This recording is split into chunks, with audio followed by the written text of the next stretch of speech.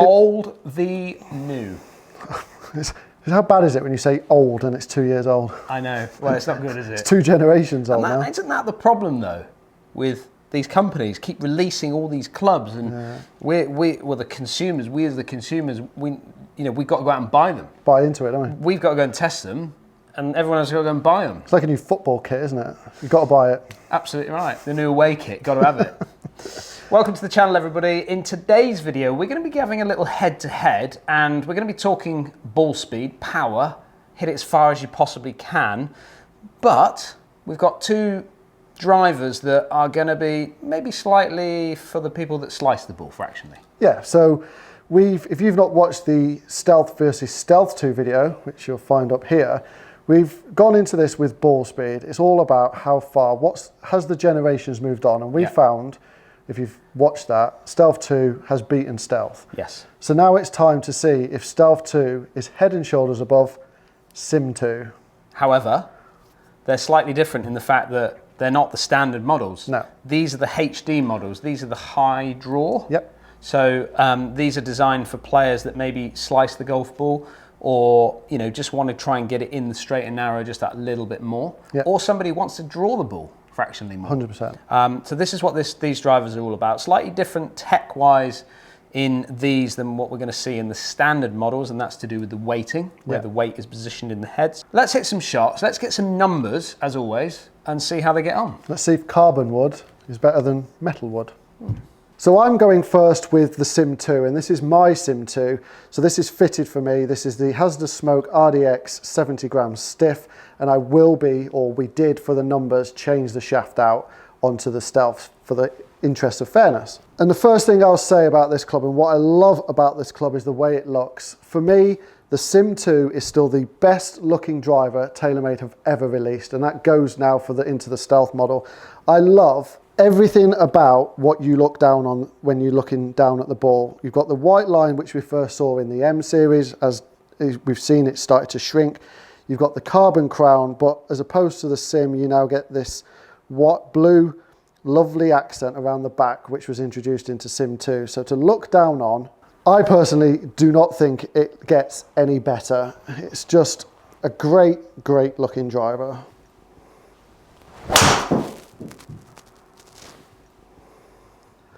And as for sound and feel, I'm a person, I really struggle to tell the difference when it comes to feelings in driver, so it's all about sound. And what you get with this is everything you'd expect. You get a nice tinny sound because it has that titanium face, but it's not like over the top loud because the carbon crown really, really dulls that down. So if you're a person who just likes to know you've hit the ball well, but you don't want the rest of the course to know about it, you can't really go wrong with the Sim 2.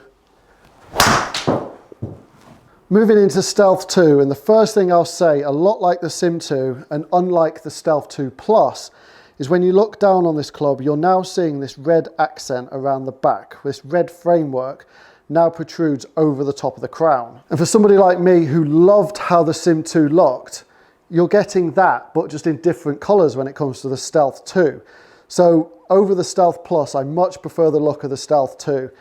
You don't really see the face down at address, but all in all, looks-wise, it's good. Thought that was supposed to be draw bias. As for sound and feel, you've got this carbon face now, which is going to give you a completely different sound, or should give you a completely different sound to what you would get from that titanium face you get on the Sim 2.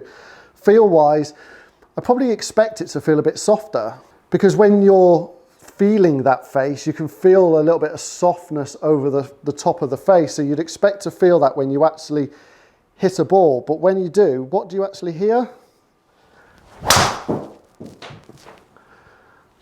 Well, actually, it sounds a lot like the Sim 2. You're getting a lot of tinny noise, but clearly with all this carbon, that thuddiness in the background is a lot more there than you get with the Sim 2. Well, I'm going to start with the Stealth 2, and I'm hoping that I'm going to get maybe a fraction more draw than what Lee was getting. Really? Now, I've got to say that when we've tested this driver, and I'm talking more about the Plus model, let's say over the HD model, but when I've tested it, I've maxed out ball speed. I've got as good as I can get out of any driver. So You know, this one already sits in my eye quite nicely looking down at it. And I think the other thing with talking about the Sim 2 over, let's say, the Stealth 2, is Lee sort of talking about how he likes the look of, let's say, the Sim over the Stealth 2. I actually think they kind of look the same. Very, very similar in their shapes. Just obviously there's a colour difference. And I think, you know, you've got to see with Lee, he likes blue. And I think probably that's what he really likes about the Sim 2.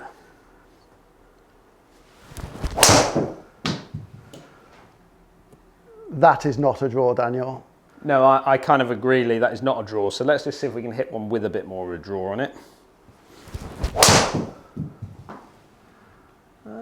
It's not bad, considering there's a lot of weight in the heel of this club. I'm not feeling like I'm getting like massive amounts of shape on it. And maybe because the heel is quite weighted, I might be just tracking it maybe a fraction more on the heel, which is maybe gearing a little bit maybe to the right on me. So there's always that, but ultimately we're not here to necessarily test whether this is going to overdraw or underdraw. We're here to see if there's any more ball speed out of it. Now I'm slightly different to Lee. I'm not a massive fan, I was never a massive fan of the Sim and then moving into the Sim 2. It's almost like it's so over pear-shaped, this driver, in my eyes. For lots of people, they'll like that, and there's a lot of people out there that use the TaylorMade Sim kind of into Stealth and onwards. But like Lee said, what I do like about this driver is I do like that kind of carbony look on top. I think that kind of more matte finish certainly suits my eye just that little bit better. But feel is important when it comes to a driver for me, and I do like a driver to not sound too loud. Lee loves them loud, I like them more duller kind of sound. So maybe that carbon face off the Stealth 2 is going to probably beat this one for me personally. But that feels quite solid to me as well, and I'm getting maybe a little bit more draw out of this one. But again, that always comes down to strike. Where are you striking the driver? And that's the importance of making sure you get fit properly. Okay, so let's start with the tech on the Sim 2 Max that I've got here. So like everything TaylorMade, you have twist face. On this occasion, it's titanium, so it's speed injected twist face. Because it's the HD version, we have a very high MOI draw biased weight in the heel. You've got the inertia generator at the back, which on this occasion has a 22 gram weight at the rear, and you have a forged aluminium frame going all the way around the rear of the driver. You have a carbon crown, and you also have a carbon sole on this driver as well. And like most things now with TaylorMade and their drivers, you get the through speed pocket behind the face to help you with those low ball strikes. Moving now into the Stealth 2, we also have twist face, but on this occasion it's 60 times carbon twist face. 60 layers of carbon have been welded together in order to make the face. Unlike the Stealth, this is now 2 grams lighter than the original Stealth version. Much like the Sim 2, we have the inertia generator on the back, but on this HD version we have a 30 gram weight on the rear. We've also got this framework going around it, and we have a carbon crown which is of a gloss sort of look on this as opposed to the Sim 2, and we also have the carbon sole going into it. And like the HD on the Sim 2, we have this weight in the very heel of the driver. All in all, not a lot to choose between the two, but just slight changes in technology.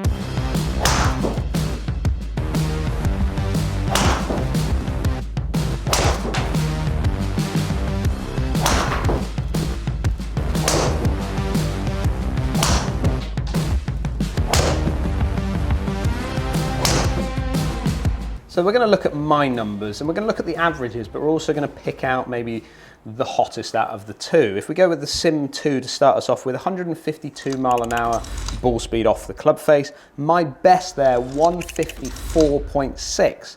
Now with a lot of the clubs, if you've seen me do testing, I'm around that sort of 153, 154, 155 mark. So pretty much there or thereabouts with this Sim 2 driver. I'm always expecting maybe a little bit more spin out of this driver because it is quite high in MOI, like Lee has said, weight push right back, just to a bit more forgiveness.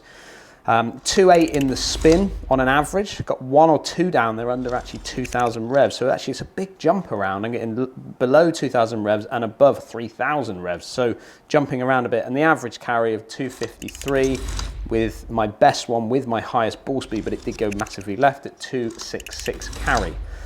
If we then go over to the Stealth 2, We got him 154.2 on an average ball speed. So I'm 2 mile an hour faster on an average out of the Stealth 2 than I am the Sim 2.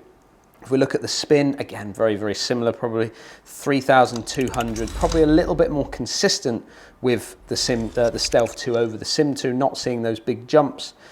There is actually one on there which is around 900 revs difference, but that again is all down to strike. If you look at our highest ball speed out of the Stealth 2, we've got 156.8. We had one there at 154. I felt like I could get a bit more out of it. And then finally, on the fourth shot, I got one there at 156.8. So you're seeing an average of 2 mile an hour faster, but best to best, you're seeing a 2 mile an hour faster off the face. And then carry distance, actually pretty much the same, but that's probably more down to the spin on this driver. Okay, so let's start with my numbers. And I was very surprised at how similar these are. Starting with my Sim 2, again fitted for me, 159.3 miles an hour. I'd say that's where I am as an average. As an average, I'm about 160. And then if I need to push for it, I can probably get to 165, 166. So great for an average. Best out there, 164 miles an hour. That's superb for me. It's just a shame, actually. It spun a little bit at 3.4. But for me, this driver's always been about controllability, and that's where the spin coming up is where it's at. So an average distance of 269, best being 290 yards. Moving on to the Stealth 2, so negligible. It's 1 mile an hour quicker at 160.6. Spin again at 2890, so both spin windows are a little high, but exactly what I'd expect with that type of driver. Best out there, 165, so 1 mile an hour quicker than what I'm getting with the Sim. But best carry yardage, 273. So all in all, that puts the carry distance averages at 269, 269, but the best being out there at 290 for the Sim, and the best ball speed being there for the Stealth 2 being 1 mile an hour quicker than the Sim 2. So actually the story follows on with what we were seeing from the testing that we've done with Stealth 2 in the Plus range, isn't it? Yeah. Very, very similar. Not quite, we saw 3 mile an hour jumps in that, but this only wasn't necessarily seeing 2 mile an hour jumps. But I think what's interesting is we saw quite a big difference. Well, me personally, you've seen a difference in ball speed on that, but the difference between the Stealth 2 and the Stealth for me was quite, it was 3 miles an hour, but it was furthest to furthest was quite a lot. Yeah. So I'm actually more impressed that the Sim 2 with its titanium face was only 1 mile an hour down on that. And that, like you say, it's completely strike dependent. So I think that says a lot about that. It says more about the Stealth. Yeah, well, yeah, absolutely. So, and I'd be quite interested to hear if you guys have been through any fittings yourself coming from Sim into Stealth, not necessarily Stealth 2, but, were you somebody that moved, even from M2s, M1s, did you go into Sim and see any jumps from there? And then did you go from that into Stealth 1 and see any jumps from that? I'd be interested to see because, you've got to remember there's a driver sat in the middle of these two. Yeah, yeah. And we're not seeing the biggest of jumps here. I think we've seen in our test it go like that. Yeah. And maybe when they've released the old Stealth, they've done more experimenting with it, and now they've actually, with the face and all of the things that have changed in that technology, that now they've just improved on that because we're seeing a jump, aren't we? I think across the board. The biggest thing I've seen over this to this is overall ball speed, slight this. Yeah. I think the consistency of ball speed on Stealth 2 Yeah. is something that's a lot more should be talked about as opposed to like out and out more ball speed. At the end of the day, people buying the HD model are looking for maybe a little bit more accuracy, let's say over power, and trying to keep control of that golf ball. But the great thing is you're able to generate maybe a bit more speed as well with it, which ultimately, who doesn't want that extra little bit of ball speed, that extra bit of distance from it? And I think, this is going to be a little bit more forgiving. It's got more weight here. Yep. There's 8 grams of difference. So, this wasn't a forgiveness test. This was an out and out ball speed test. Yep. But I think the generation is, if you've been a Sim 2 HD player or Max D as it was and gone into HD, I think you'll see an increase in ball speed and maybe an increase in accuracy over a set period of time. Yeah, well, we'll see. We'd like to hear down in the comments, are you going to be somebody going out to test the Stealth 2 model over previous models? We'd like to hear down there. And don't forget, if you are new to this channel and you like what you're seeing, please consider to subscribe. Yeah, as Lee's saying, it's down there as well. You can just click that. They can also pop the notification things on, can't they? They could ring the bell. Ring that bell. We'll see you all again in the next video.